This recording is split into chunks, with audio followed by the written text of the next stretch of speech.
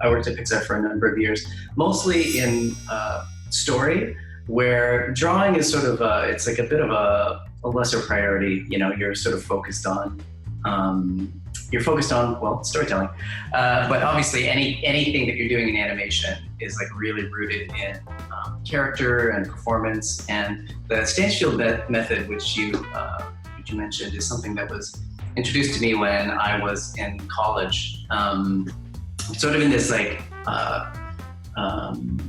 offhand kind of way.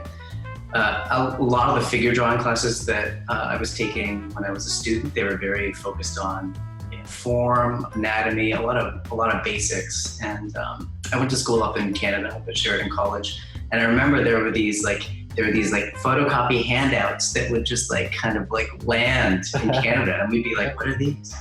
You know, Walt was an artist at Disney and eventually went on to teach a lot of the classes there. And so he would make these handouts for his drawing classes. And it makes sense that they would end up at CalArts, but you know, little by little they trickled up to Canada. And I would read this and I'd be like, oh my gosh, this is the way to do it. This is different. And it was a completely different approach from what we were doing in college at the time, or even just when I would go to figure drawing classes out in the world. And so it really informed a sort of cafe sketching practice that I started. But then also, you know, there's a whole sort of worldview that it promotes, and that changed the way that I have drawn and approached drawing like since then. You know, a lot of this was shared previously, sort of online, but you know, since like my early days, you know, I've kind of gone on to like find like ways of articulating the language that I learned from Stanfield. And what's nice about it is that it's like based around a set of principles. And so it's sort of like whether you're drawing a landscape or whether you're painting, whether you're drawing a cartoon character or it's something observational, if it's something I'm doing for work, or if it's something that I'm doing on my own, like sitting on the subway, it's this point of view, this set of sort of guidelines and principles and ideas that you can sort of take with you everywhere. They do require a lot of practice, and so you know, every drawing that I make or that we make is an opportunity to practice those things. So this is just some work from my from here and there in my professional life. I think if there's like one thing that was like very reassuring about being introduced to the Stanfield methodology is that, you know, drawing is a practice that you engage in. And so it's about a kind of, obviously artists at Disney, Pixar, any of the big studios, anyone who's like working in the profession, they're very adept at the thing that they do, but you're constantly trying to learn, you're constantly trying to improve. And obviously you're kind of basing all of your work on observation, on real life. And so it's, you know, there's no end to how you can develop and how you can see the things that you can know. Stanfield was kind of introduced to me when I was in college, but it wasn't until I actually got to Pixar that it was like full on, oh, okay, this is what we're doing. And I think that the big shift was like going from a mode of drawing that was based on, they're both based on observation, but the first mode of drawing was based on copying the model. And when we went like full Stanfield, when I got to Pixar, I was learning from Tom Gately, and Tom is, he actually shows up a number of times in the Stanfield notes as like one of Walt's students. Tom is a phenomenal draftsman, but I think that the main thing was I was like working in a place that was, you know, we made animated films. It was no half measures. And so the shift was, you know, we're not copying the model just to copy the model. We're drawing. The reason that we're drawing is to tell stories. Like that's what we do. An animator tells a story in their poses and in their performance, and a story artist tells a story, you know, in their posing and framing. Everyone, at the studio, whether you're working in color or design or cinematography, like you're all focused on storytelling. And so I really, that became really clear to me when I started taking the gesture class with Tom. I think this is sharing. So this is like a gesture drawing that I made in one of these lunchtime classes. We didn't have a model that was punching out another guy. We certainly didn't have somebody who was falling over, And so you could see that, I don't even know that this was a big guy or like somebody who had boxing gloves, but there's an element of storytelling that is applied to pose. This Stanchfield animation gesture drawing is the kind of drawing that is like focused on, I think, three things. One of them is performance, the other is clarity, and the other is caricature. And so these are some of my sketches, and then this green sketch on the left, that's mine, and then you can see Tom's correction drawing essentially on the right. So I had drawn this guy like leaning back, and I think he probably had a prop. The model had a prop, and Tom was like, "No, if he's gonna lean back, like lean him back," And then in addition, like that feeling of leaning back, like what does that do? Well, how do we reinforce that? How do we caricature that? We can like drop. We don't just tilt the body, but we like drop the head back. We like drop the arm back. And then one of the things that happens is we open up that little negative space between the arm and the body. The character is off balance.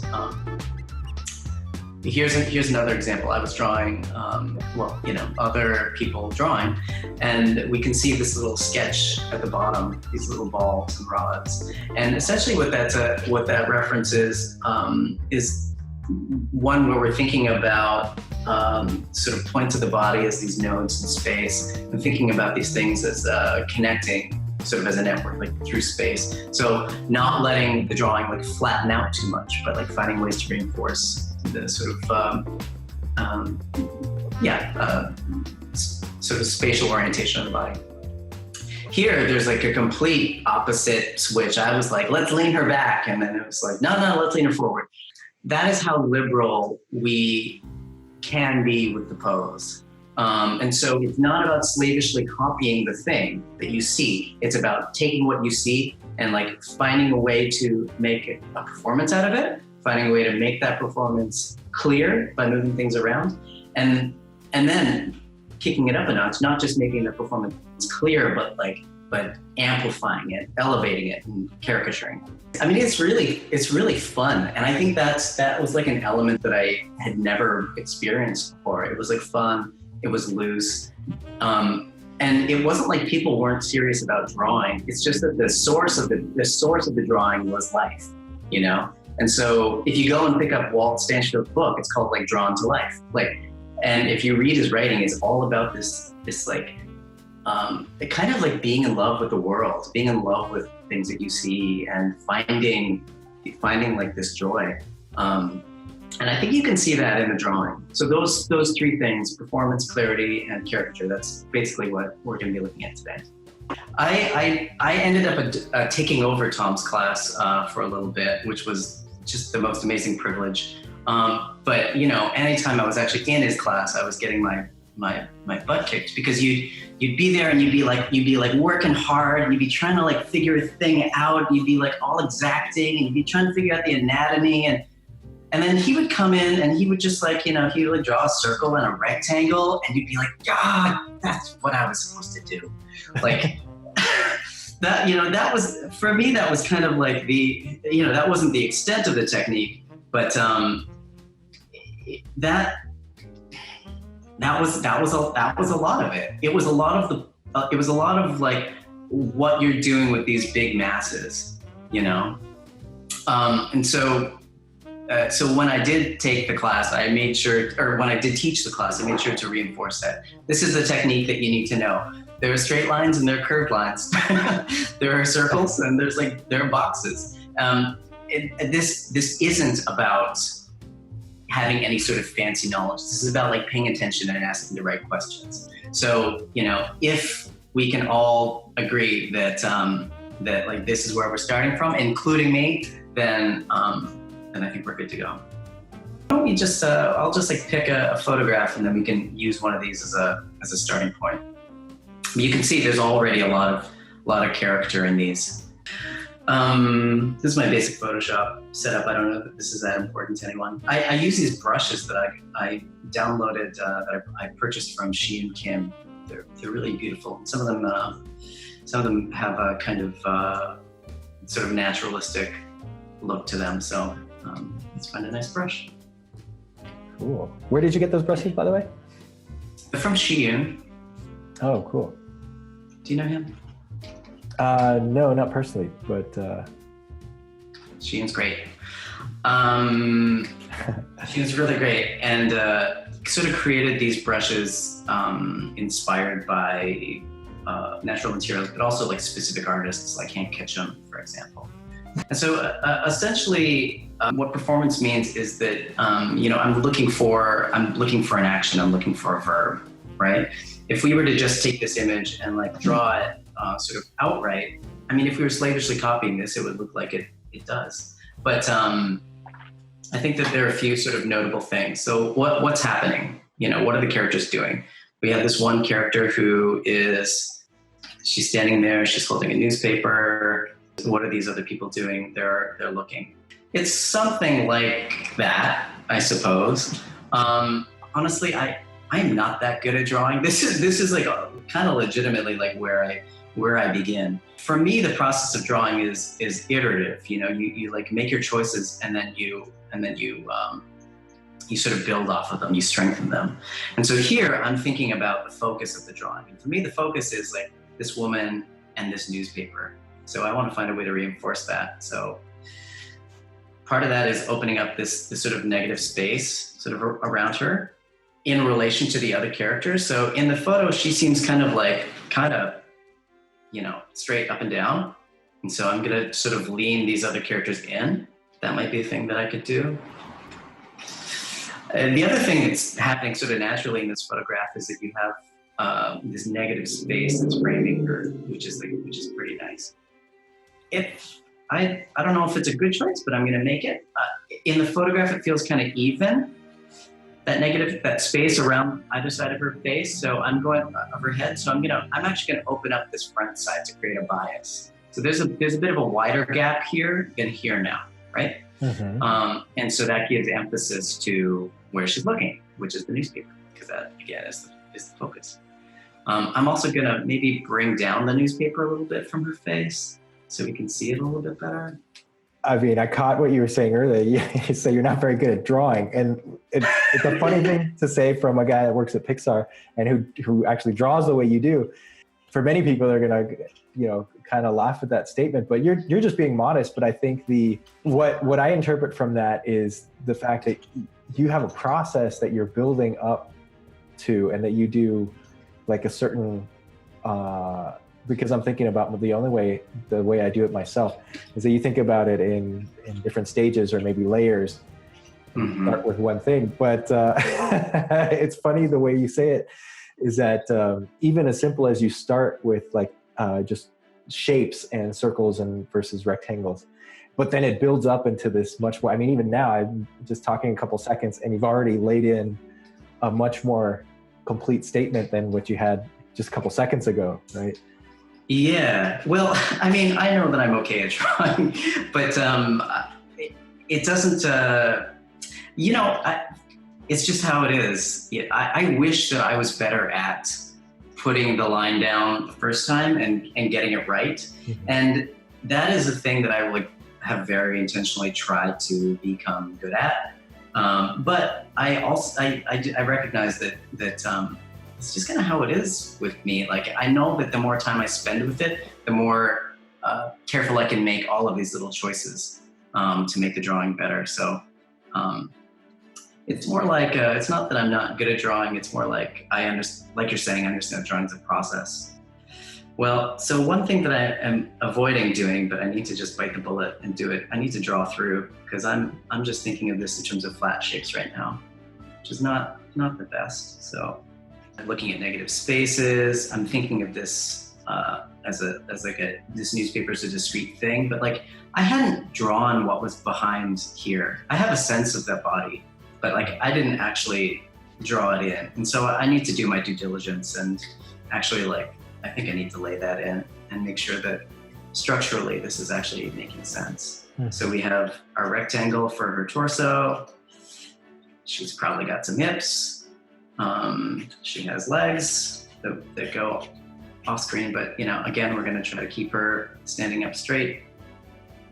I look at her head, and I can see that her hair comes in the back. There's, you know, I'm looking for very simple things. You know, something has a top, something has a bottom. Something is going vertical, something is going horizontal. Something's going in an angle. What kind of angle? You know, this head has a front. This head has a back.